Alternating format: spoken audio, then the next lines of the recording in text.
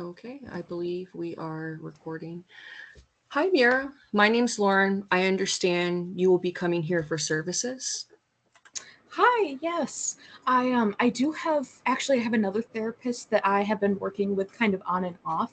But she kind of gave me a diagnosis recently that I'm not really sure if I feel that that kind of fits or really makes sense for what I've been feeling.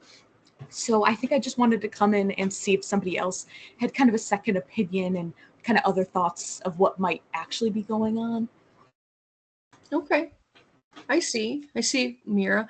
Um, so you do not have to share your diagnosis with me or discuss anything that you do not want to discuss, okay?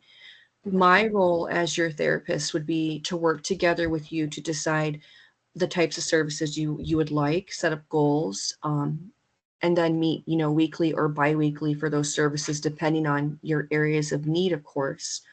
Um, while providing services to you, I would advocate for your needs and help to connect you with any other resources that you feel you would benefit from as well. Would it be okay if I ask you a few questions? I want to give us a chance to get to know each other, so you can see if I am someone you would like to work with. Oh yeah, no, that sounds okay. I don't think I'd call myself a big talker. I Okay. think sometimes it's hard to meet new people. I don't love big groups, so I'm not really a big people person, but yeah, absolutely. Asking any questions is totally fine. Okay. Well, meeting, new people can certainly, be a difficult thing to do. I want you to know that this is a safe space in here. Whatever you tell me, I will keep confidential between you and I. Now, Mira, though, I also want you to know there are circumstances in which I would have to break confidentiality for safety reasons. For example, if you were going to hurt yourself or someone else, then I would have to break confidentiality to ensure your safety. But of course, I would discuss this with you first before I did something like that, okay? Do you have any questions about that? No, that makes sense. I'm a little familiar with it just from working with my past therapist and just Okay. from school social workers. They make it very clear of things that would get me in trouble, for lack of a better word. Okay. We can also talk about this more at any time if you have more questions too. Sure. Okay, now Mira, would what would make you feel comfortable, or is there anything you would feel comfortable sharing with me about the services you are looking for? Well, like I mentioned just a little bit earlier, I have this therapist that I have been working with, but I'm just not really sure if we mesh well together, like how we work together, and the diagnosis that she gave me. I I want to respect her thoughts, but I just really don't think it fits for my scenario. I do understand that my family has a history of what I have been diagnosed with, so I think that kind of led her to that conclusion. But I just feel that it's a little bit different, and I don't think that it fits me like it does with my siblings a little bit. Okay, I see. That makes perfect sense, and I can see why you have Mhm. concerns. Um, Now, do you think you are looking for any specific type of treatment? Mm, Not really. Are there any kinds of treatments that you would personally recommend? Well, that's a great question. I can certainly do this. As a therapist myself, I tend to lean more towards cognitive behavioral therapy techniques, which is a type of verbal therapy that would involve you and I talking and working to reframe these thought patterns and beliefs that you have formed. Once we learn a little bit more about your specific needs, we can certainly talk more about this too. Right. No, that sounds good. Okay. Um, Now, is there anything you would like to share with me about your life experiences that is bringing you in for treatment? Again, you do not have to share anything with me that you do not want to discuss. Um, and if you are not ready to share, that is completely okay as well. Right. No, I think I feel okay to share just a little bit of what's been going on. Um, so I kind of have these thoughts that just I'm kind of this gross, disgusting person. Um, I really don't feel like, when people ask me, I don't think I'm really worthy of much. My dad was pretty awful, just over my childhood. I have a I have a really nice partner, Ben, and he tries to really hard to be supportive.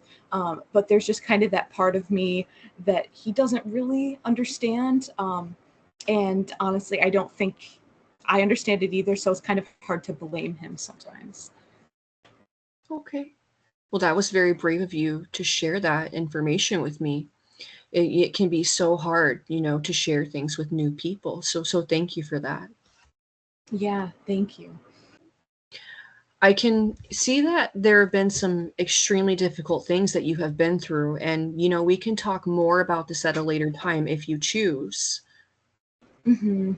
Thank you. Yeah, I do really want to understand more about it, why it would be affecting me so much, given that it's not currently happening. So it's been stressful to keep thinking about it when it's not currently going on.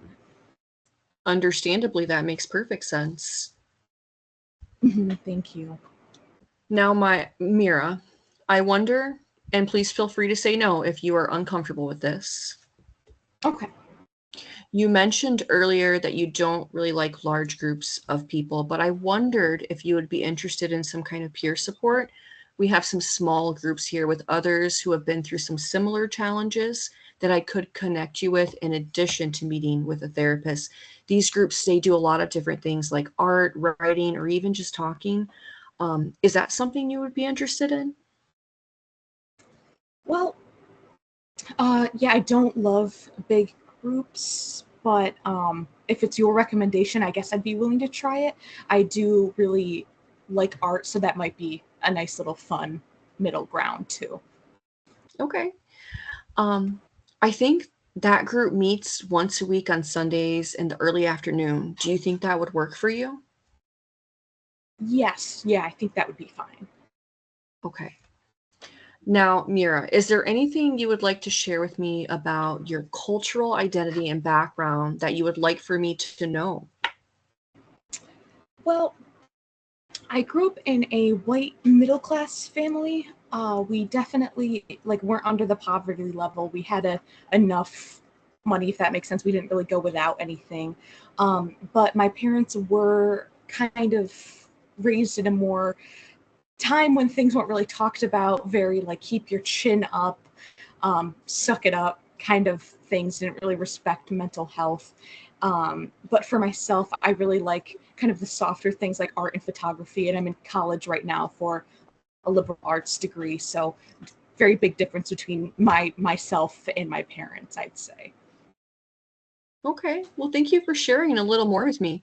I hear what you were saying about, previous generations and mental health. Things were certainly managed a lot differently than they are now. That is Mhm. super impressive that despite what you've been through and are still going through, you're in college and you're working towards future goals.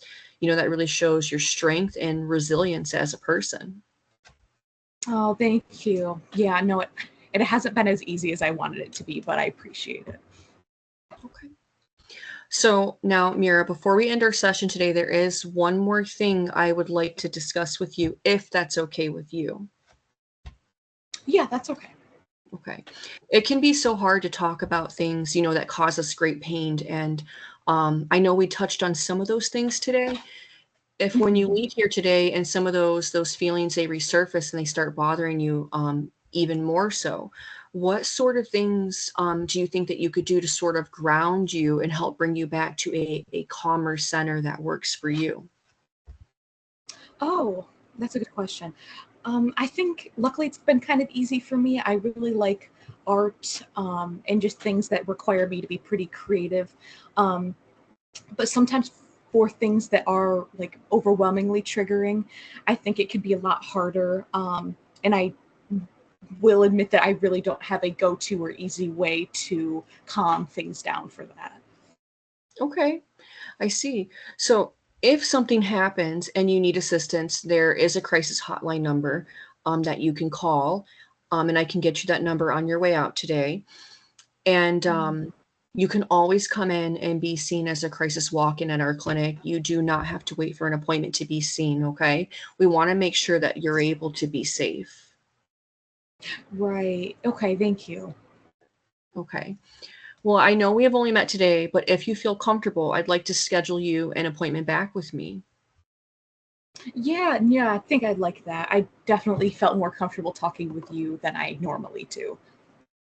Okay. Well, I'm glad that you felt like you were able to share with me, a little bit about yourself today, and I do appreciate you allowing me in to hear some of that. Does this same time next week work well for you to meet? Yes, it does. Okay. Well, if you need anything at all, please reach out. Okay.